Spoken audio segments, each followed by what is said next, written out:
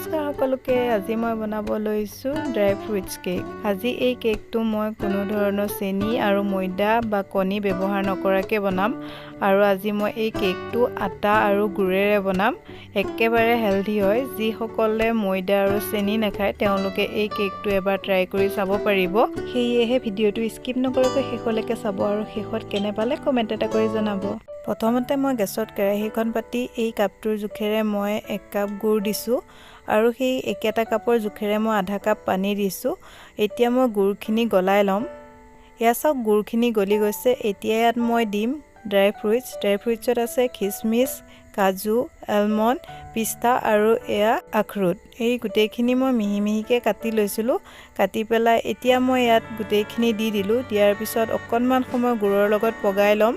या কিছু সময় পগোৱাৰ পিছত মই গেছৰ ফ্লেমটো অফ কৰি দিলো আৰু এতিয়া এইখিনি ঠাণ্ডা হ'ব কাৰণে ৰাখি দিছো।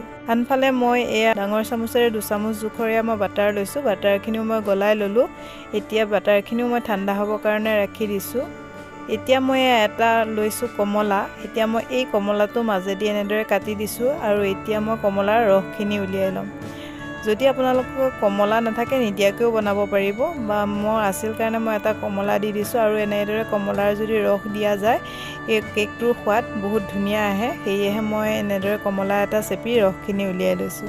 কমলাটোৰ ৰসখিনি উলিয়াই লোৱাৰ পিছত মই এই চেকনিয়াখনৰ সহায়ত চেকি লৈছো। এয়া সব মোৰ এইখিনি চেকি হোৱাৰ পিছত এতিয়া মই এই ৰসখিনি গুড় আৰু ড্ৰাই ফ্ৰুটছৰ মিশ্ৰণখিনিৰ লগত মিক্স কৰি দিলো। এইখিনি মিক্স কৰি মই সাইডত ৰাখি দিছো। তেতিয়ালৈকে মই এতিয়া কেক টিনটো ৰেডি কৰি লম। ইয়া মই কেক টিনত অকনমান তেল দি গুটেইটোতে ব্ৰাছ কৰি ললো আৰু এতিয়া মই এখন বগা কাগজ গোলকে কাটি লৈছো। তাৰপিছত সেইখন ইয়াত তলত বহাই দিছো আৰু ওপৰত আৰু অকনমান তেল দি মই গুটেইখন ভালদৰে তেল ব্ৰাছ কৰি ললো। এতিয়া মই এটা বাতি লৈ ইয়াত মই দি দিছো গলাই ৰখা বাটাৰখিনি আৰু সেই একেটা কাপৰ জোখেৰে মই দি দিছো অকনমান গাখীৰ আৰু বাটাৰখিনি মই ভালদৰে মিক্স কৰি ললো। এতিয়া মই এখন চাকনি পাতি লৈছো আৰু ইয়াত দিছো এই কাপটোৰ জোখেৰে 1 কাপ আটা আৰু লগতে দিছো 2 চামুচ জোখৰ মিল্ক পাউডাৰ আৰু এয়া 1 চামুচ বেকিং পাউডাৰ আৰু আধা চামুচ বেকিং সোডা। এইখিনি গুটেইখিনি মই ভালদৰে এবাৰ চালি লৈছো আৰু এতিয়া মই এইখিনি ভালদৰে মিক্স কৰি লম। ইয়া সব মই এইখিনি এবাৰ মিক্স কৰি লৈছো আৰু এতিয়া ইয়াত মই দি দিছো গুড় আৰু ড্ৰাই ফ্ৰুটছৰ মিশ্ৰণখিনি।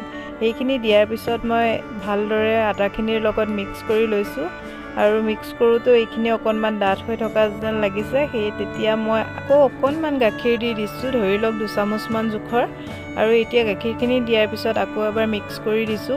মিক্স কৰি দিওঁতে দেখিছে নহয় ইয়াৰ জোখটো এনে ধৰণৰ ডাঠ হ'ব লাগিব। ইয়াতকে পাতল বা ইয়াতকে ডাঠ হ'ব নালাগে।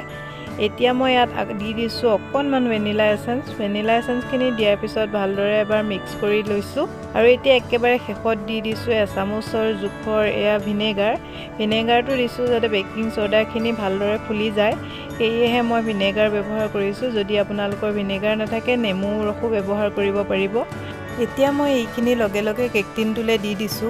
তাৰ পিছত মই এবাৰ এনেদৰে টেপ কৰি দিছো যাতে এইখিনি ভালদৰে বহি যায়।